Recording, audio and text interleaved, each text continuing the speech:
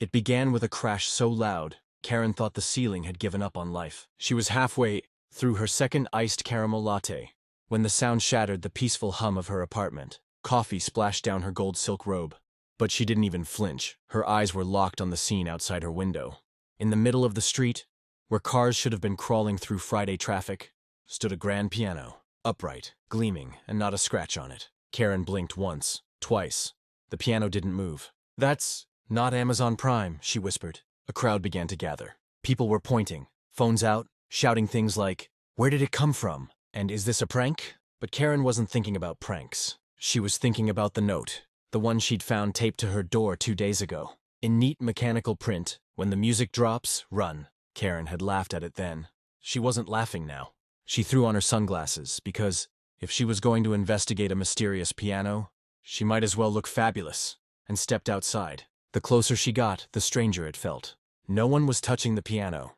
They circled it like it was some wild animal. A man in a business suit leaned forward to lift the lid. Karen held her breath. The instant his fingers touched the wood, every car alarm in the street went off. The sound was deafening. People screamed. Birds scattered into the hazy afternoon sky. Then, silence. Karen's heart pounded in her ears. The man was gone. Not ran away gone. Just gone. As if the air had swallowed him. The crowd panicked, shoving each other, scattering in all directions. But Karen stood frozen, her gaze locked on the piano keys. One of them, the middle C, was pressing down by itself. A single note rang out, crisp and haunting. She turned to run, but something brushed her wrist. She looked down. A slip of paper was resting in her hand. Same mechanical print. Same precise words. "You're next, Karen." Her throat went dry. She didn't remember picking it up. She didn't remember anyone handing it to her. But somehow, they knew her name. And as the wind picked up, carrying that eerie piano note through the street, Karen realized this wasn't random chaos. It had come for her. Karen didn't sleep that night. Every creak of her apartment made her flinch. Every shadow looked like it was about to move. By 3 a.m., she'd made 3 cups of tea and Googled. Piano fell from the sky at least 50 times. Every news outlet had the same vague headline: "Bizarre street incident. Police investigating." But there was no mention of the man who vanished. No one else seemed to remember him. She knew what she saw, and she knew she couldn't just sit here waiting for next to happen. At 4:17 a.m., her phone buzzed. An unknown number. She almost didn't answer, but something in her gut told her this wasn't a spam call about her. "Car's warranty." "Karen," a low voice said. "You have 30 minutes. Her blood ran cold. 30 minutes for what? The line went dead. She grabbed her keys, shoved on a hoodie over her robe, and headed for the door, only to stop in her tracks. A shadow was standing in the hallway. Tall, still. She took a step back. The figure tilted its head, and for a moment, she thought she saw the glint of piano keys where its face should be. Then the lights flickered. The hallway was empty. Her heart hammered as she ran for her car. She didn't know where she was going, only that she had to move. Fast. Halfway down the street, she spotted it. A flicker of light from an old record store that had been closed for years. The sign above the door now read, "Finale Records, tonight only." Against all reason, she went in. The air smelled like dust and rain. Rows of vinyl stretched into the shadows. Each record sleeve blank except for one word: run. She reached for one, and the moment her fingers touched it, the front door slammed shut. Somewhere in the darkness, a piano began to play. The music was faint at first, slow, deliberate notes echoing through the dusty record store. Karen couldn't see the piano, but she could feel the sound, vibrating through the floorboards and up her spine. She moved between the aisles, eyes darting left and right, every instinct screaming that she shouldn't be here. Then she saw it. In the far corner, under a single flickering light, sat the same grand piano from the street. Its black surface gleamed like it had been polished just for her. The keys moved on their own, playing a strange, haunting melody she didn't recognize. On the piano's lid rested another slip of paper. "Play or vanish." Karen shook her head. "Nope, not happening." The melody quickened, the air growing colder. The walls seemed to stretch, shelves warping like they were bending toward her. A record fell from above and landed at her feet. The sleeve had one word printed in blood-red letters. Now. She swallowed hard and stepped toward the piano. Her fingers hovered above the keys. She had taken piano lessons as a kid, but that was years ago. Still, something in her memory stirred, a tune her mother used to hum. When she thought Karen wasn't listening, she played it. The instant the last note left the air, the store dissolved around her.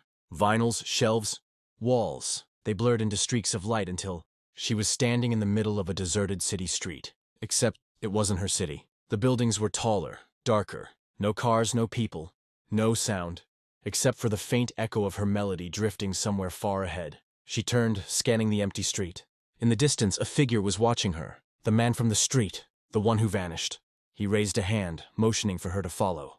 And against every scrap of common sense she had left, she did. Karen followed the man down streets that seemed to twist in impossible ways, alleys that looped back on themselves, staircases that went nowhere, doors that opened into brick walls. Finally, they reached a vast open plaza. In the center stood a giant metronome, ticking slowly, each swing echoing like a heartbeat. The man turned to her. "You shouldn't have played," he said. His voice was hoarse, like it hadn't been used in years. Karen crossed her arms. "You disappeared in front of a crowd, and you're telling me what I shouldn't do?" He didn't smile. "This place, it's the between. Everyone who hears the music is brought here, and the one who plays becomes part of it." Her stomach dropped. Part of what? Before he could answer, the ticking stopped. The plaza fell silent. Then, from the shadows at the far end, something emerged. Tall, draped in tattered black, its face hidden beneath the brim of a conductor's hat. It carried a baton, and as it lifted its head, Karen saw them. Rows of piano keys where its eyes should have been. The man whispered, "The conductor." Karen's pulse raced. The conductor raised its baton, and every building around them groaned, bending inward. The sound of hundreds of pianos roared in her ears, the notes twisting into something sharp, dangerous. The man grabbed her arm. "Run, now!" They sprinted, the streets folding and stretching behind them like the city itself was chasing them. Karen's lungs burned. Her robe flapped wildly. The melody was everywhere now, inside her head, under her skin. They ducked into an alley, pressing against the wall. The man leaned in close. "There's only one way out. You have to finish the song you started." Karen shook her head. "I don't even know the rest." He looked at her like it was already too late. They found the piano at the edge of the plaza, a smaller one this time, cracked and weathered, keys yellowed with age. The conductor stood across from them, baton still raised, waiting. Karen's hands trembled as she sat down. The man stood beside her, his gaze fixed on the shifting shadows. She played the notes she remembered, each one echoing louder than it should have. The conductor began to move closer, step by slow step, the sound of grinding metal beneath its feet. Then Karen reached the part of the song she didn't know. Her mind went blank. The man whispered, "Listen." She closed her eyes. Through the chaos, the roaring pianos, the ticking metronome, she heard it. Her mother's voice, humming the missing melody. Karen's fingers moved on their own. She played the final notes. The instant the last one rang out, the conductor froze. The baton clattered to the ground. The city crumbled into light. When Karen opened her eyes, she was back in her apartment. The morning sun was streaming through the window. Her gold silk robe was spotless. The coffee stain was gone. The street outside bustled with life. No piano, no crowd. For a moment, she thought it had all been a dream. Until she saw it. On her coffee table, a slip of paper. "Encore soon, Karen."